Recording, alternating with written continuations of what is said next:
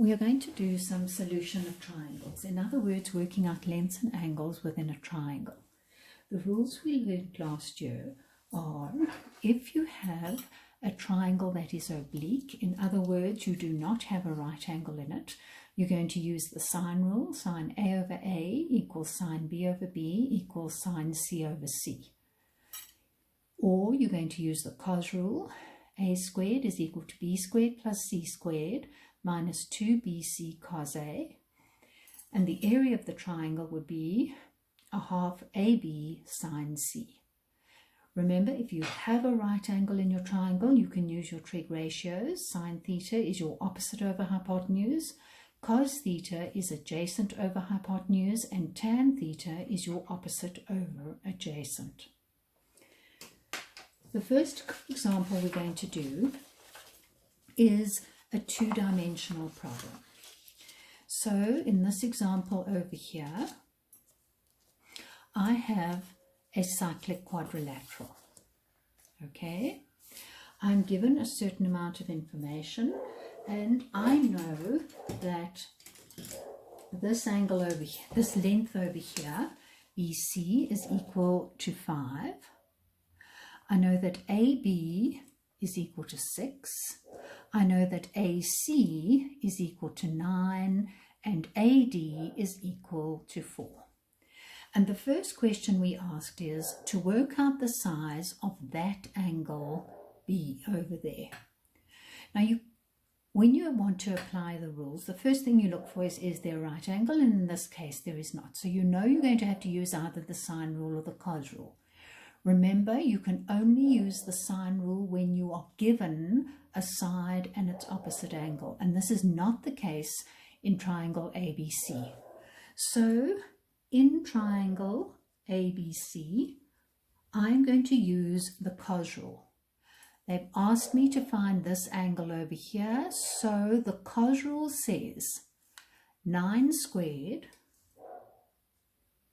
is going to equal 5 squared plus 6 squared minus 2 times 5 times 6 times by cos of the included angle.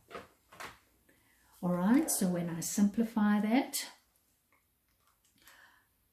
I'm going to land up with 81 is equal to 25 plus 36 minus 60 cos of B. I need to solve that equation for cos of B, so I'm going to get that 60 cos of B is going to equal 25 plus 36 minus 81.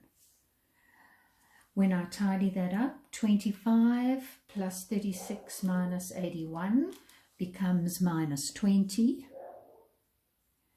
And I want to get rid of that multiply by 60, so I'm going to say cos of B is equal to minus 20 divided by 60.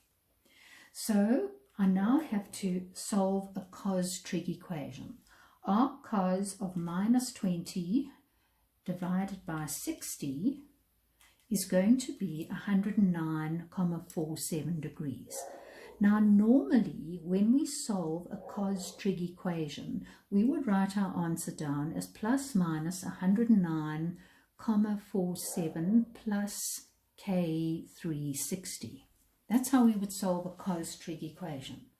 However, there are some practical constraints in this particular example. Angle B has to lie between 0 and 180 degrees because it lies within a triangle.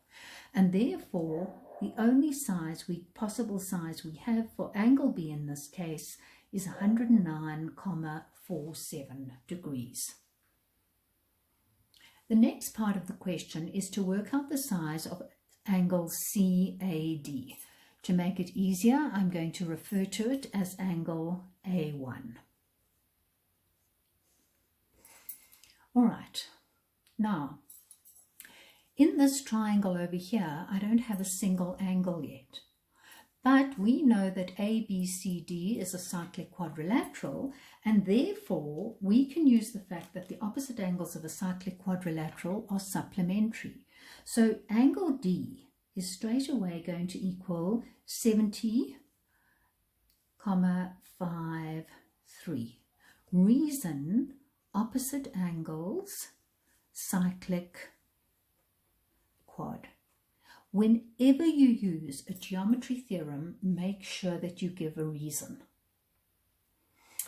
All right, so now I know the size of this angle here. It is going to be 70,53. Working in triangle ACD, I now have got this pair, a side and its opposite angle. The moment I've got that information, I can always apply my sine rule. And the angle that I'm going to find there is angle C1, because again, then I've got a pair. So I can say that sine of angle C1 over the opposite side is equal to sine of 70,53 divided by the opposite side. And the opposite side there is going to be 9.